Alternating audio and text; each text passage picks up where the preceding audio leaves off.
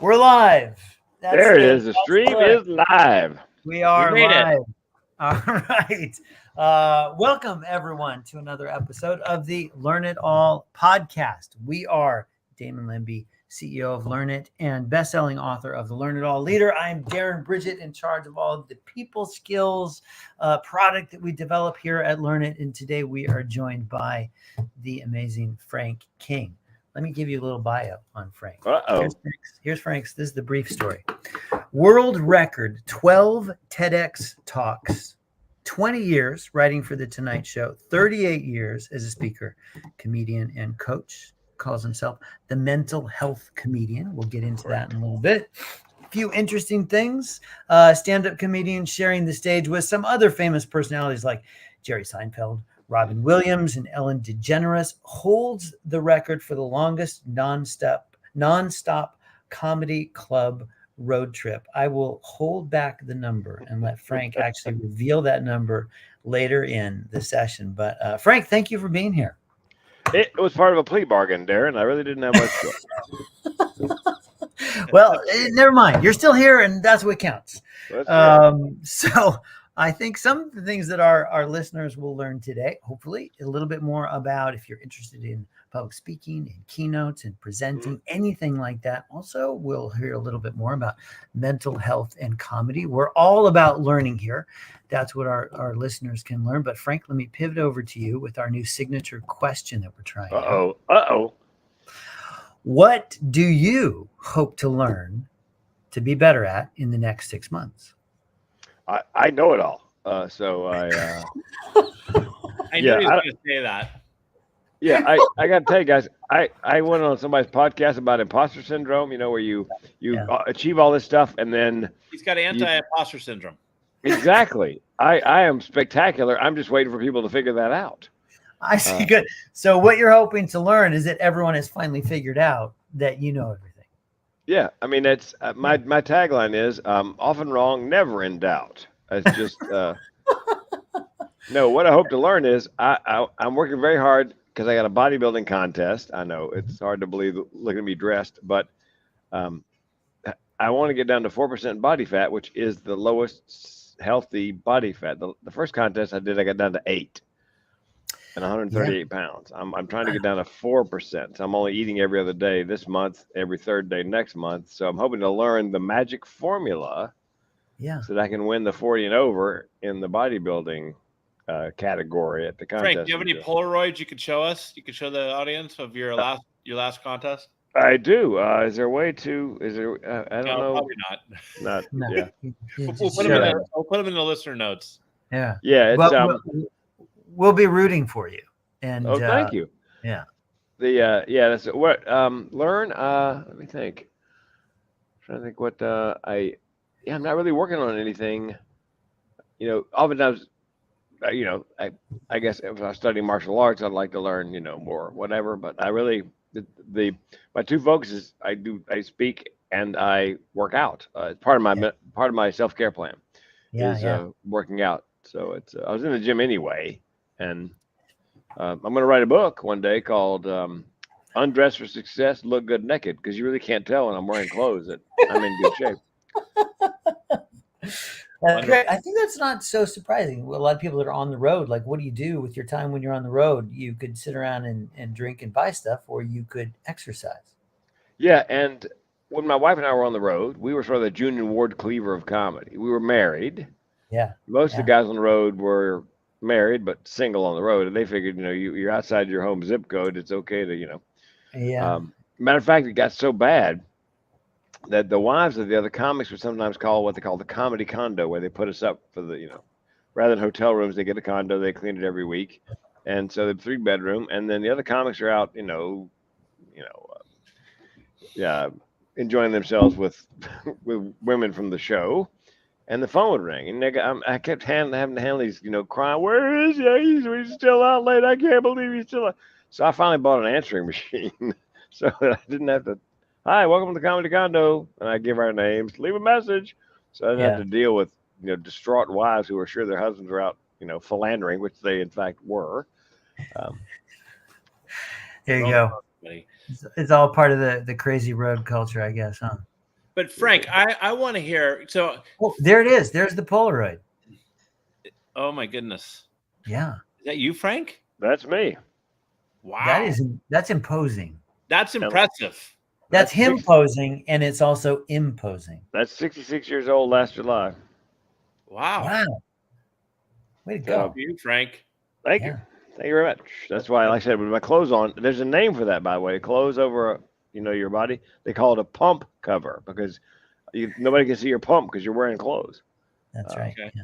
Well, see, You Darren, you too. learned something. You learned something new. I've already learned the condo, the comedy condo, and the pump culture. This is who knows? You got to be open because there's always new things to learn.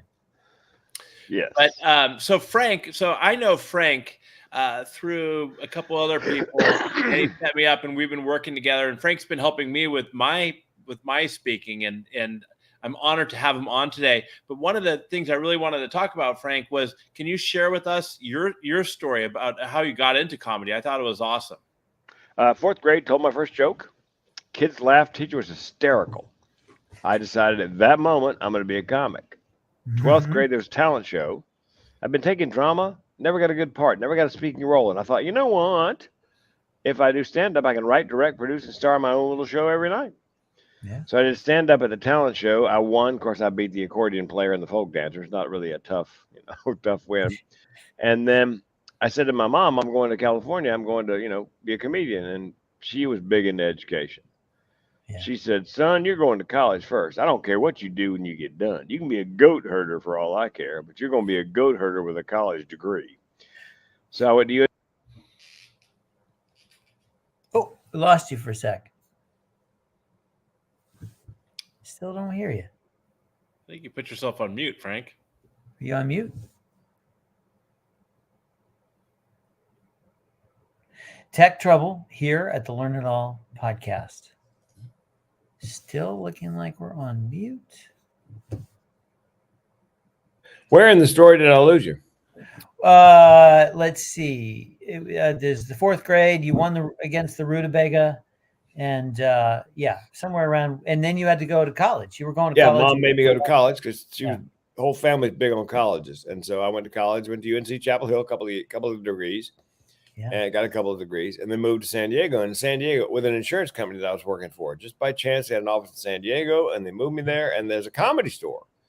A branch of the world famous one up in LA on Sunset. The comedy store is still there. Same one, same place. Wow. So I went to open mic night. Actually, if you're thinking about doing comedy, here's my advice. Go to open mic night a couple times, just watch and see how bad 85% of the people are. And it'll give you the courage to get up and do your thing. And I'm watching these idiots and I'm thinking, I'm funnier than that just walking around in the daytime. So I got up, I did my first 5 minutes, and halfway through my set, I heard a voice in my head, you're home. Oh, wow. So 18 months later, I said to my girlfriend, now my wife of 37 years, I'm going on the road to be a stand-up comedian. Do you want to come along for the ride? Figured she'd go, oh, hell no. And she goes, yeah. So we gave up the apartment, our jobs, jumped into my tiny Dodge Colt, and we were on the road for 2,629 nights in a row nonstop, 7 years and change. Comedy club to comedy club, beer bar to beer bar, and some of those beer bar, juke joint, pool hall, difficult engagements. People screaming, tell us some jokes we can dance to. What? Yeah, right. Yep. So it's like playing minor league ball. You're in these little dinky towns that end in Ville. Yeah. And but it was a great time to be in comedy. There's a big boom from 84 to 94. Yeah. And I worked with Seinfeld, Rosie, Ellen, and Foxworthy, Ron White. By the way, Ron White, that was Scotch he was drinking all those years. One of the funniest human beings, off stage even more so. I mean, he could tell a story. We're in a condo somewhere, drinking a beer, watching Letterman. Letterman ended, and Ron goes, all right, here's a story. I'm in Amarillo, Texas. I'm with a hooker and a midget. Okay.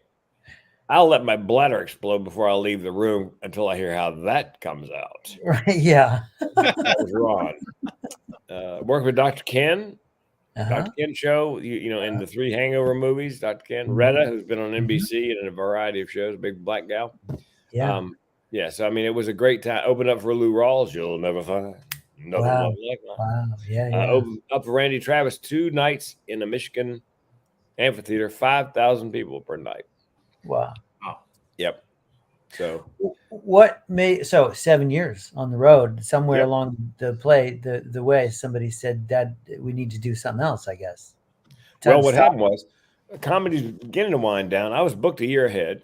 Because unlike most comics, I have a work ethic, and a radio station in Raleigh, my hometown, where we used to go and talk about promote the comedy shows. Yeah. I always said to them, look, if you ever get in a bind where one of the 2 morning show hosts can't come to terms contract wise, I'd love to do it. So sure enough, it's called Reynolds and Silva, and Reynolds, he wanted more money they were willing to offer. So they brought me in to interview me, and they said, can you take direction? And I said, no, I became a comedian because I don't like taking direction. and 18 months later, they fired me. You know why? Couldn't take direction. Yeah. So, I took a number 1. Well, that's not really why they fired me. I took a number 1 morning show and I drove it to number 6 in 18 months. Oh. And a friend of mine goes, man, you didn't drive that in the ground. You drove that in the middle earth. And then the comedy club scene was definitely winding down. So I made the jump to corporate comedy because I was always very clean. Yeah. And so that's what they want. The meeting planners, they go, we're paying you how much? $5,000 for 45 minutes of just jokes. I go, no, you're not paying me for the jokes I tell. You're paying me for the jokes I don't tell. Yeah. You're paying me so when I get done with my job, you still have a job. And that resonates with a meeting planner. Yeah. And my comedian friends gave me a hard time. You went corporate. You sold out. Yeah, I'm a whore, but I'm a high price whore. The difference between a club comic and a corporate comic is about $5,000 a night plus travel. I'm no math major. Yeah, it's it, isn't it? Yeah. Right. My last year in comedy clubs, right before the last recession hit, corporate comedy in 2007, best year. 2008, bottom dropped out. But I made $200,000 telling jokes in 2007. I mean, it was crazy. Awesome. Yeah. That's so that's quite a journey. And along this way, you're I think a lot of our people that might be listening to this thinking about, well, it's got to be so easy for you to step in front of a TEDx stage or deliver a keynote, get on stage, but I don't have 10 plus years or 20 years, all these shows and being a comedian. How do you help people that don't have that background? People that maybe actually have that imposter syndrome feeling because they just don't have, like, I'm not a comedian. How am I supposed to? And they want to get in. They want to get into public speaking. What's like the first step somebody should take to get into public speaking? I ask them right off the bat, what one problem do you want to solve? Because I believe in public speaking. Like comedy, I made a conscious choice in 4th grade. I'm going to be a comedian. I niched myself. Yeah. And then when I got to Southern California, I decided, I looked around, looked at all the other guys, they're wearing whatever they found on the floor that wasn't totally dirty. Yeah. And I'm in a jacket, a tie, a button down, Weegians, no socks. I mean, when the Comedy Store, that's where I started, but the Improv opened across the way. Yeah. And so I waited 30 days for the owners of the Improv to see all the other open mic comics. And I sashayed there one night. Yeah. I did 5-6 minutes of really spectacular topical comedy wearing my little jacket and tie. And one of the owners walks right up to me when I got off stage. He goes, hey, man, you want to MC? Yeah. I became the house MC because very strategically, I let them see all the other, jackasses. And it's clean comedy, the dirty little secret, pays better than dirty comedy because you can do it in more places. Yeah. College, cruise, corporate. Yeah. And so that's why I made that. Again, I niched myself. I'm big into niching. So I say, look, as a speaker, what one problem you want to solve? I speak on suicide prevention, period, full stop. That's all I talk about. I've got other speeches. If you want to, I can do 45 minutes to stand up at your banquet. I can auctioneer your fundraiser. One, make it two, bid it on that two, make it two, bid it on that two. Ya tengo 30 donde, que en the mosque. Right. I can do it in Spanish and in English. But all I market is suicide prevention. So that's what I ask. Yeah. The question I usually get is, well, how am I've never done a keynote. How can I ask for $5,000 plus travel? Yeah. Yeah. Okay, here's the secret. You ask for $5,000 plus travel. Yeah. Yeah. Yeah. Yeah. Because that, perceived value. So I tell them to practice in the mirror, in the bathroom. Keep saying this to yourself: 5,000 plus travel, 5K plus travel, $5,000 plus travel. So it just rolls off your tongue. Yeah. I just bumped my feet last week. I've been planning this. How much are we paying you for this show right now? Do what? How much are we paying him for this show right now, Damon? $10 grand. Do we need to cut it short? Is it by the minute? Trust me, you can't afford me. Yeah. What I've been wanting to do, and now I advise my clients, is Ohio Contractors Association decided the last minute, because their event is at the end of February. That's last minute. They wanted a suicide prevention speaker. Yeah. So they're talking about it, and somebody goes, "Get that guy Frank King." So they called me and said, "Hey, man, we looked at your stuff. We want you to come and speak." Yeah. So I've been planning to do this. Here's not my chance. He goes, "What do you charge?" I go, "You sitting down?" He goes, "Yeah." I go, "It's $12.5 all inclusive." Well, what's all inclusive? Well, I'll do a keynote, I'll do a breakout, and I'll either MC the entire day, call your charity auction, or I'll do 45 minutes of comedy at your banquet. And I'd never said that out loud before. And unfortunately, they pretty much had the itinerary set. They just needed a speaker. So he goes, "Well, we're just gonna have to go with the 7,500. Oh man, for 45 minutes. Yeah, right. See, there you go. Yeah. Yeah, that's but it's an NLP thing. I gave him 12.5, worst case. Right. So 75 sounds like a bargain. And going forward, somebody's going to go, "Yeah, man, 12.5 sounds good." Yeah. So it's but I learned that's a learn it. I learned I could do that. Yeah. And a number of people have difficulty speaking in public, but we work on that. Stage time. Oftentimes I'll have them join Toastmasters. Great organization. They're 2 7-minute speeches a week. They can almost always get a slot if they're working on something, and that's a great way to begin. So it's stage time, but I mean, still, like, some people don't have that, or they're just gonna. So I guess a lot of what you're saying here is, it kind of gets down to that imposter syndrome thing, which is like, you got to ask for the right amount. Like, believe in yourself, ask for the right amount, don't chicken out.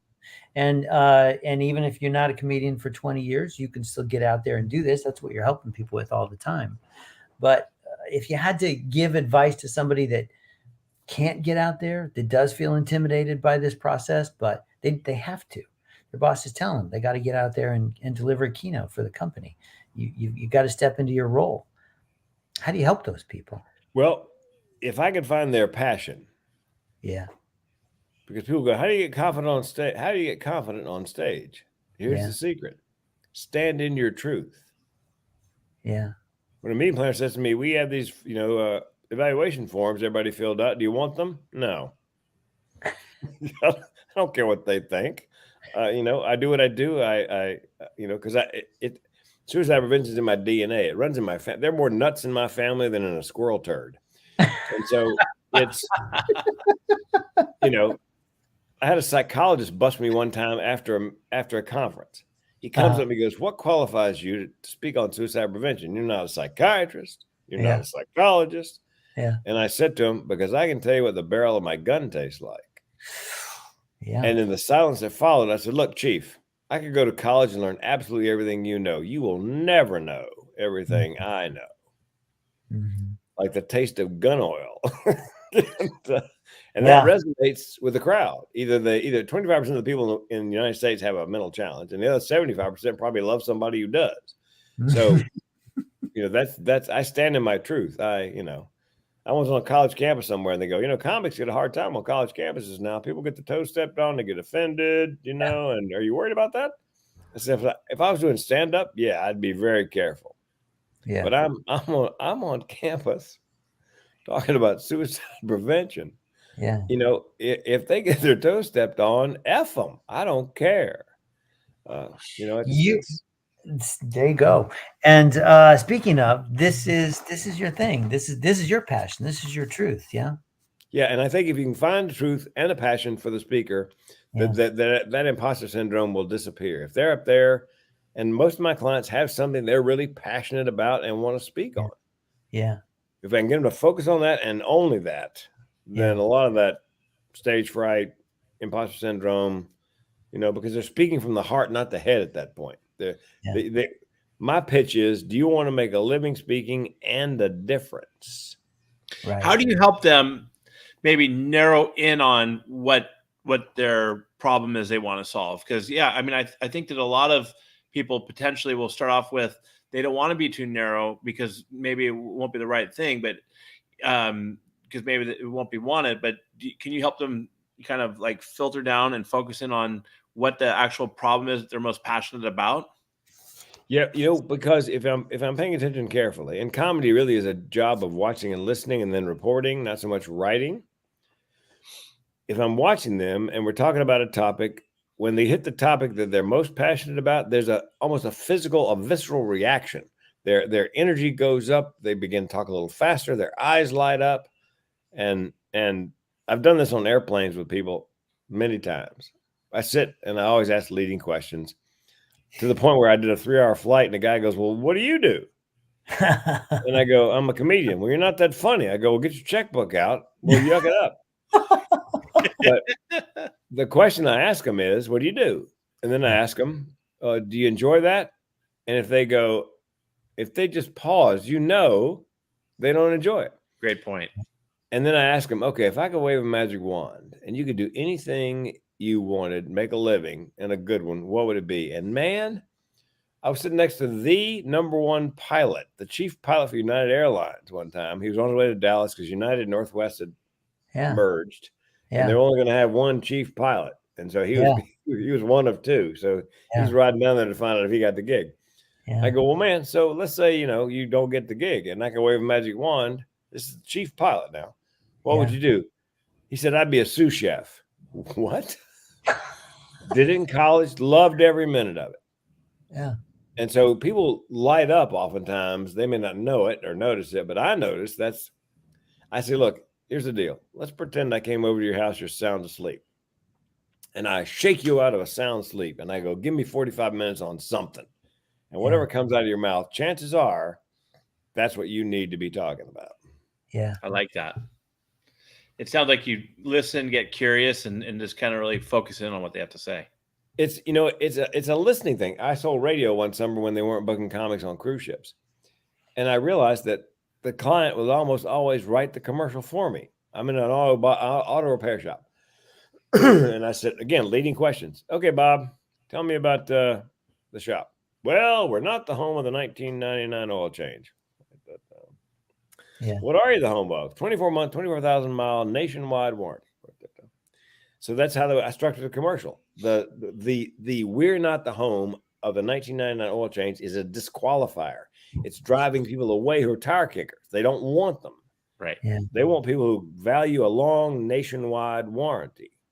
So they almost always wrote the commercial for me. And I had a 95% close rate when most of the salespeople in the company had a 20% close rate. And you know why?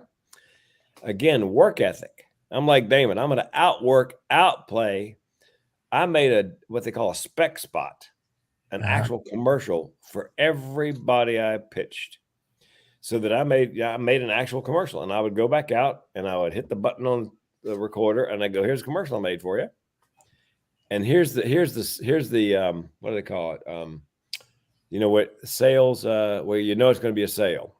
Yeah. Buying signal." I'd play it and they'd look up and go, "Can I hear that again?" There you And go. I sold 94% because I took the time and effort. Yeah. I out-hustled, outworked, and I went to the effort of, create. It's the hold the puppy close. You give somebody a puppy, they're not giving it back. Yeah. Yeah. So that's 2,629 nights in a row. Outwork everybody. Curiosity. Yeah, I did. A lot of questions, listening. Most comics, during the daytime, I remember I was in a comic condo somewhere, some dump somewhere, and the MC sitting on the couch smoking weed, watching the Golf Channel. And he says, I need an easier job. I go, dude, okay. You're sitting on the couch in the middle of the day, smoking a joint, and tonight you're going to work 15 minutes. Stop looking. It doesn't get any easier than that. Yeah. But I spent my day on the phone back before cell phones, back when you had like calling cards and, they charge you for long distance. Yeah. And I was booked a solid year ahead. Yeah. Because I was on the phone constantly. That's what I tell people about comedy and speaking. They said, tell me about your job. 85% of it sales and marketing, 5% in writing, 5% performing, 5% traveling. I'm not really a speaker. I'm a marketing and sales guy who speaks. Yeah. If you eat what you kill, and if you don't like sales, you're in the wrong business. Yeah. I think that happens for a lot of entrepreneurs too. You start out doing this thing that you like to do, but then you realize once you turn it into a business, you're not just doing that thing anymore. You're doing Absolutely. a The lot business owns you. Yeah. Absolutely. Yeah. You can have this specific skill, but at the end of the day, if you can't market it, put it in front of somebody and, believe that you're going to help solve their problem, then you're not going to have anybody to sell to. Well, with speakers, the second step after we figure out what problem they want to solve, okay, now who has that problem and is willing to pay you? So I picked the top 6 at-risk occupations for suicide. Construction, 1,000 people die by accident, 5,000 die by suicide every year. Really? You're 5 times more likely to jump off the building than fall off. You think they got a need? Wow. So if you pick your ideal clients carefully and you only market to them and serve them well and become known among those industries. Yeah, because oftentimes entrepreneurs they need to figure out who their ideal client or clients are. Right. I've got a friend who's got a body shop and super successful. And one of the reasons is he's in Eugene, he's in Springfield, which is right next to Eugene, Oregon. It's a very green area. You're never going to hear the words fracking and Oregon in the same breath. Yeah. And so all of the paints and processes, it's all eco-friendly. It costs a little more, it takes a little longer, but the people in this area, that is well worth. And he's got a 6-week wait. You wreck your car, they'll give you an estimate, but it's going to be 6 weeks before. I mean, your rental car coverage will run out 2 weeks before it's back. Yeah. But people line up because he knows exactly, and he only does one thing, and he does it to one group of people. Yeah. So you were very strategic about this, but and you found your passion. So mental health ended up being your passion. How did that come about? Well, it's in my DNA. Yeah. I always wanted to make a living and a difference, even when I was doing stand-up. 45 minutes of endorphins, people laughing is good, but if you can somehow or other make a difference in their lives. Yeah. And a friend of mine wrote a book. Her name's Judy Carter. She wrote a book called The Message of You, Turning Your Life into a Money-Making Speaking Career. And so I said to Judy, I have no idea what I would talk about. I don't know what I have to teach anybody. So she gave me a copy of the book, said, read it, you'll figure it out. I went into it thinking I got nothing. Halfway through, I thought, oh my God, I have 2 mental illnesses. I came close to killing myself. And as I mentioned, depression and suicide run in my family. My grandmother died by suicide. My mother found her. My great aunt died by suicide. My mother and I found her. I was 4 years old. I screamed for days. Wow. Yeah. Oh man, it's gruesome. I mean, it was horror movie horrible. And if you're already hardwired for it, then it ups the chances that you'll someday seriously consider taking your life. And of course I did. So I realized, look, I could keynote on suicide prevention if I got some training. So I have several certifications in suicide prevention. I add my lived experience, and then the humor is what puts me over the top. Yeah. I say, look, I put a gun in my mouth. I know what a gun tastes like. And then I wait a beat. I say to the audience, spoiler alert, I didn't pull the trigger. Nervous laugh. And I say, a friend of mine came up after a keynote the other day, and he said this, hey, man, how come you didn't pull the trigger? Hey, man, could you try to sound slightly disappointed? Yeah. In my first TEDx, I said to him, I did a little research when I was preparing. I went to the TED.com site to see how other people handle the topic of suicide. I figured there'd be dozens of talks on suicide. There were 3. Wow. I said to the audience, and then it hit me. Well, duh. If you're really good at suicide, you're not going to be recording a TEDx talk. Yeah, of course, the one you want is the guy who's good at not committing suicide. Yeah, that's right. I'm a failure Although if I pull the trigger and had a scar right here and just missed, I could charge another $2,500 per keynote. There you go. You can Frank, always you've been in 12 TED Talks. How have you had so much? Is it because you've narrowed in on a subject and that maybe is interesting out there, but there's a lot of people doing it? But again, just like with a lot of people who come through Learn It, one of their dreams is to be on a TEDx. What advice would you give for them? Well, one thing is it's one idea worth spreading. The one thing that kills most TEDx applications is too many ideas. They just want one. The second thing is too much about one idea. There's a reason they ask you to sum it up in a 90-second video. Because they figure if you can sum it up in 90 seconds, you can do it in 12 to 18 minutes.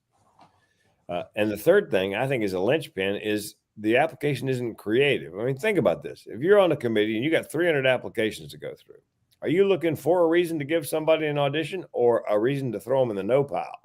No pile. So whatever you put in those first couple of blanks, and I've had 2 TEDx's where I didn't have to audition. They liked the title and subtitle so much. The first one was Suicide, the Secret of My Success, which is counterintuitive.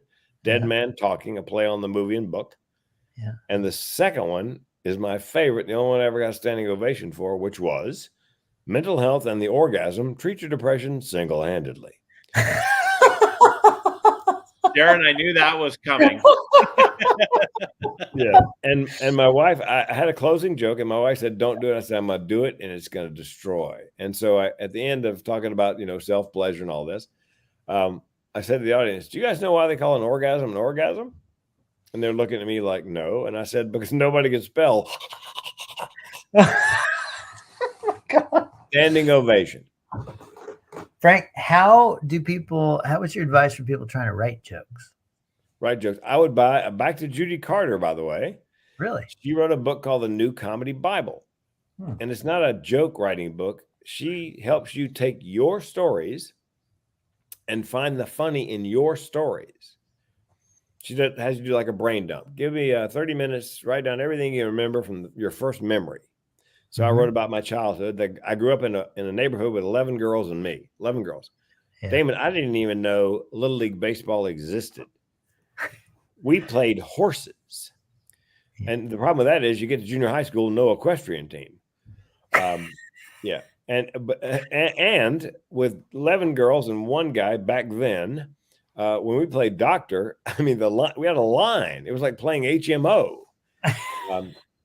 Those are 2 jokes I wrote using Judy's technique. So that's what the New Comedy Bible. Yeah. So that way the jokes aren't just jokes. They're about you. Because when you're on stage, a booker often wants to know when they watch you, tell me something about yourself with your jokes. Yeah. It's I've got a friend whose folks are from Pakistan, very conservative. She's obviously Pakistani or of Pakistani descent. And her opening joke is, got great news. I'm getting married. And my folks are from Pakistan. They've handled everything. I can't wait to meet my husband. Her entire act is about her life as a child of conservative Pakistani parents living in Southern California, dear God. Yeah. People were screaming at her during that, like 9/11, go back home. She goes, I'm from Long Beach, bitches. So Frank, I'm sure you've probably been asked this a lot. Whether it's writing jokes, writing scripts, do you look at AI, ChatGPT, and those other tools as a positive or negative? Do you leverage it and you recommend leveraging it, or do you think that it's too, not cheating?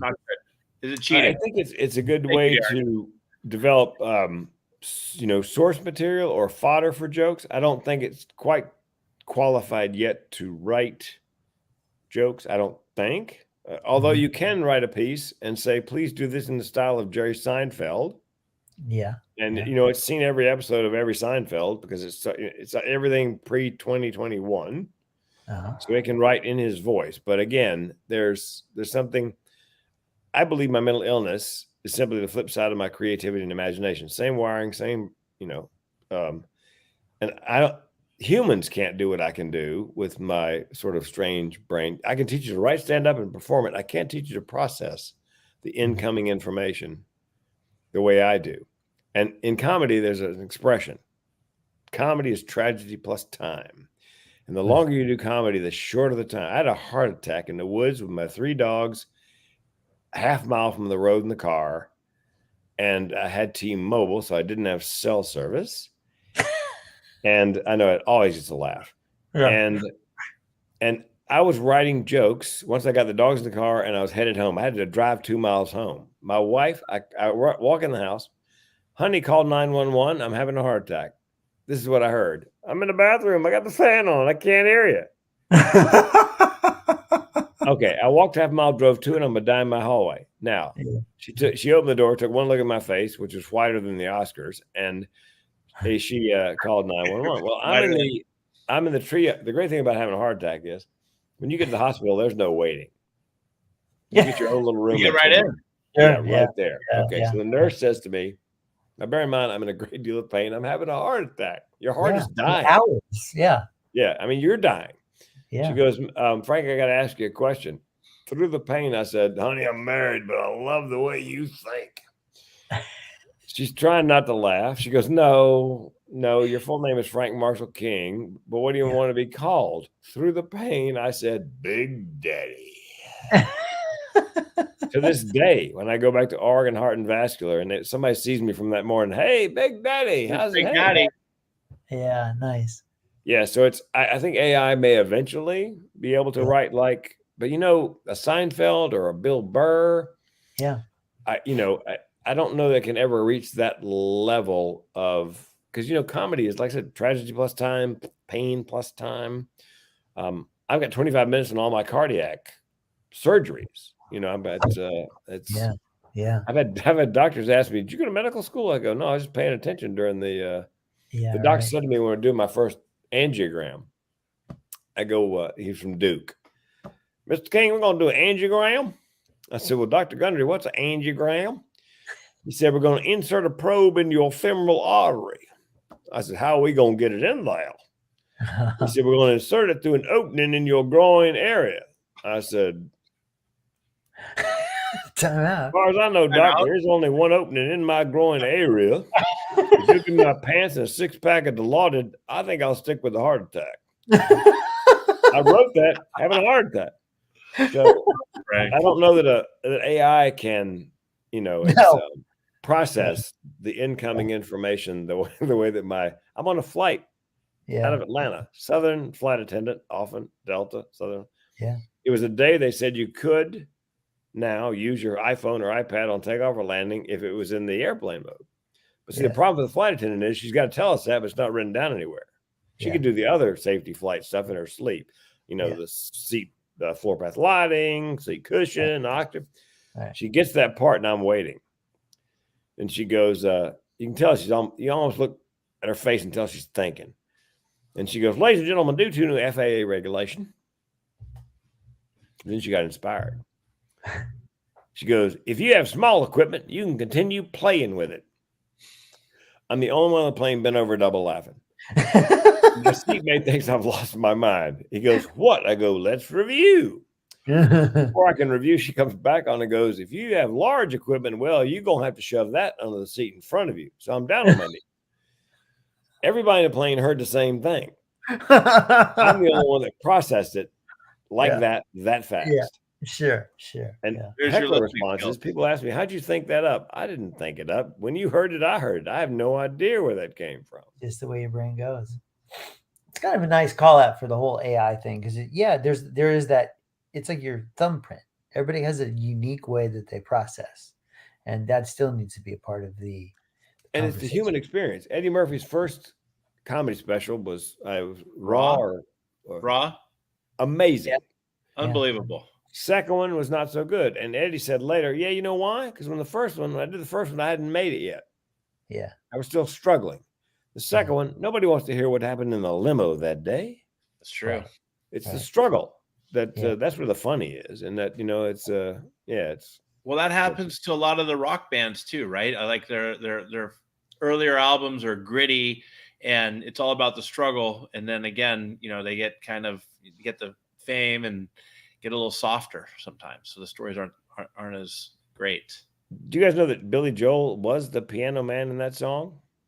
That he I don't know, he flunked out, but he Yeah. you know, he bailed out of the New York tri-state area. Things hadn't Yeah. gone well, so he just went to LA and got a job in a bar playing piano. And Oh, that wow. song's about him playing piano.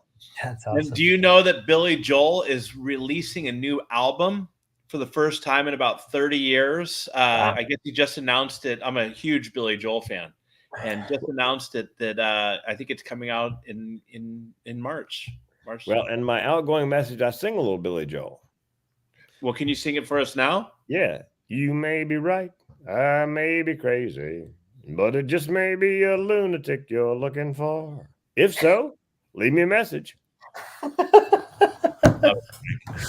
And you know, Frank, people, you can hear them laughing on the first part of the message. It's like, oh dear God, that's funny. yeah.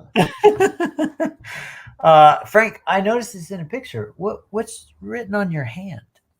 Oh, it's notes. I was on a mastermind call today, and you know, everybody gets a chance to talk. Yeah. And I had like 5 things, and I knew I'd forget them. Yeah. It's for an older audience, I go, it's a Palm Pilot. Yeah. And the problem with this is I'm always downloading to the sync.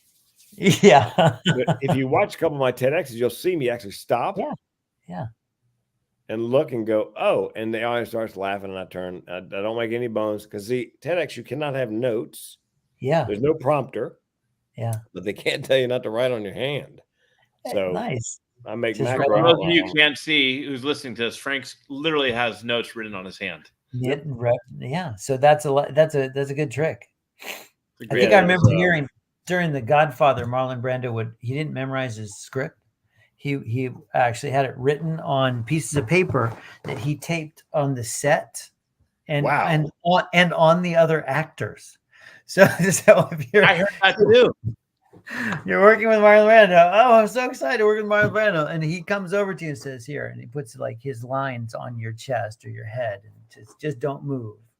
And Yakov Smirnoff, one of the hardest working comics I ever worked with, we would write really large on a legal pad, and then he would take those yellow sheets and he'd tape them to the stage. So the audience can't see him. So he would just lean down, take a sip of his drink, and then, because he wrote material all the time. And so he's constantly, updating it. And so he couldn't memorize it. Yeah. Yeah. That's good. Any other little tips or tricks for being on stage presenting, writing on your hands, tape I wrote a lot of topical jokes when I started because I was a Letterman fan, and I just went by with a blazer and the tie, and and the problem with topical jokes, Seinfeld said, look, I love topical jokes, but they burn fast and they're gone. And as much time as I spend writing them, I want them to be evergreen. But I love news. I'm a news junkie, and so I would get a newspaper and I would write jokes on index cards. Mm-hmm. I would take the paper, fold it up on stage, and open it up like this. What they can't see is I've got these index cards taped on and I pretend like I was turning the page. I stayed on the same page, but it had the index cards with the jokes written on them because, I wrote them that afternoon. Yeah. And just kind of work it like you're making them up right then. Yeah. The trick is making them. I worked with Robin Williams a couple of times. Yeah. And people go, so creative. I saw 2 shows back to back, almost identical. Really? Are you kidding me? Nope. And the only thing changed was the people he talked to in the audience, but same jokes. Just different audience members, because he did a lot of audience work. So it wasn't, but the magic was he made it look like it just occurred to him. Yeah. And for comics, that's really the trick, is when I get on a cruise ship and I say, look, I'm happy to be here. Hell, I'm happy to be anywhere. I flew in on a commuter plane. You know what that means? Commuter plane means my travel agent's a dead man. He told me, big plane. It's a Boeing 7.7. The 3 guys in front of me are weebles.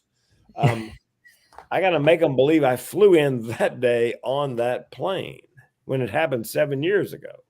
Yeah. So it's that, that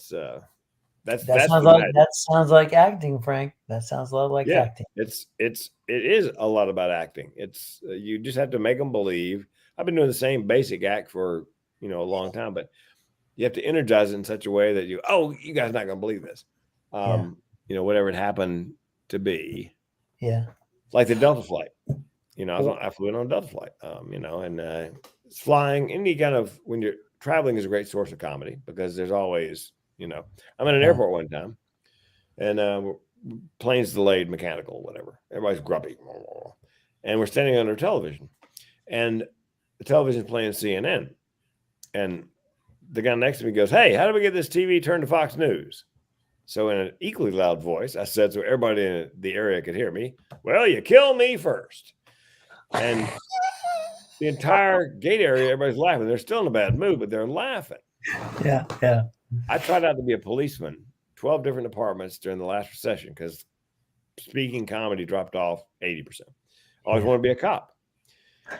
So I tried out with 12 departments, and they can't not hire you based on age. If you can pass the physical fitness test, and by the way, I did 4 times at age 52, the oldest guy in the state of Washington ever to pass the law enforcement physical fitness test.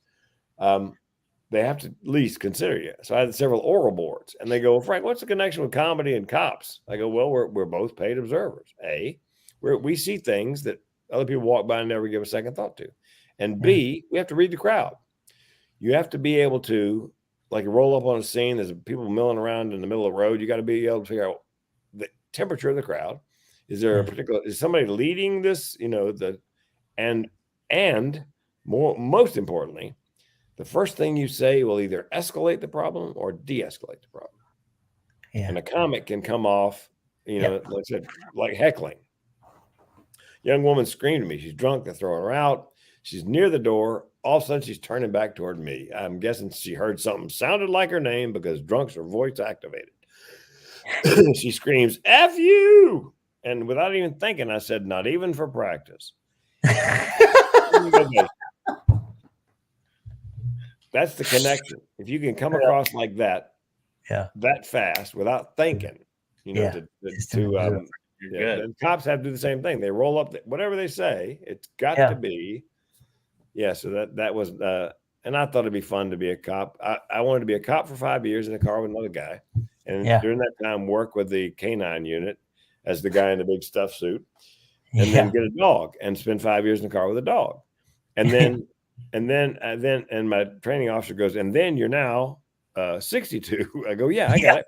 I want to work my way up the department in the PR department for the Seattle PD, because I think if I was head of PR, if I had to do the news conferences, can you imagine a comic doing news conferences? I would be the king of sound bites.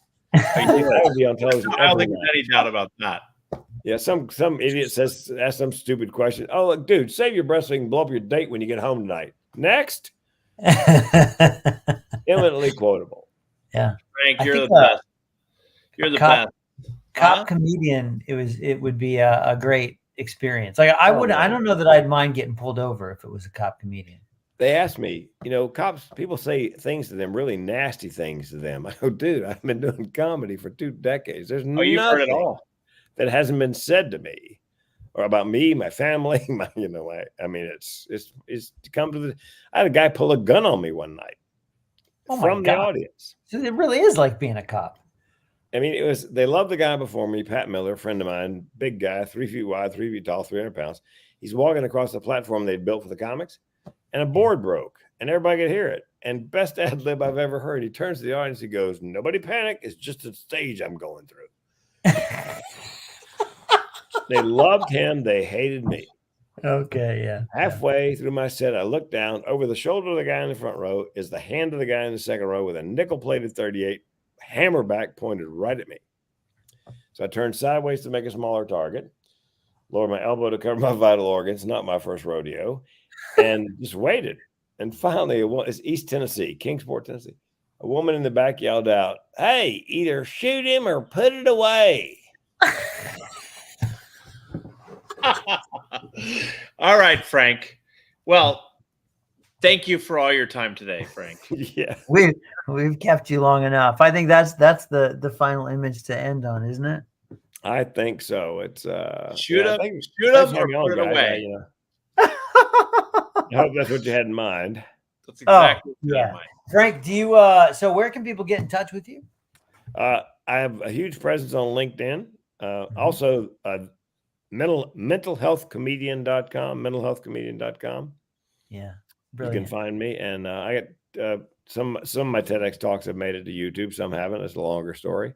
The TEDx people don't like me.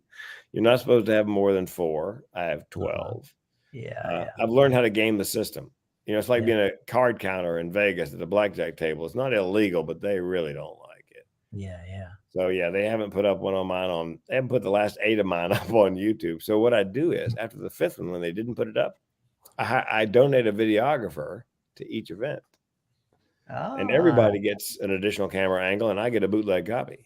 So that I can prove I was there. Nice. That's awesome. Brilliant.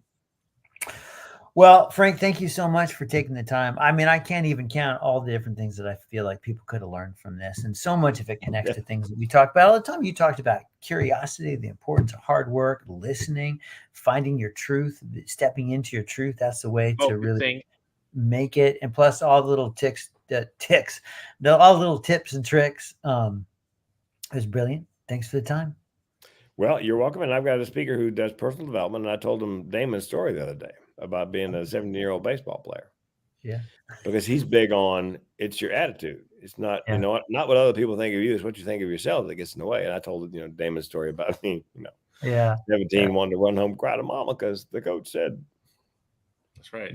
Let me end this as a comedian would end this. You guys want to hear this? Let's hear it. Okay. Listen, if you enjoyed this podcast, and God, I hope you did, please write, review, and subscribe. And tell your friends. If you didn't like this podcast, well, we hope you've got no friends. Thank you, Frank. Print.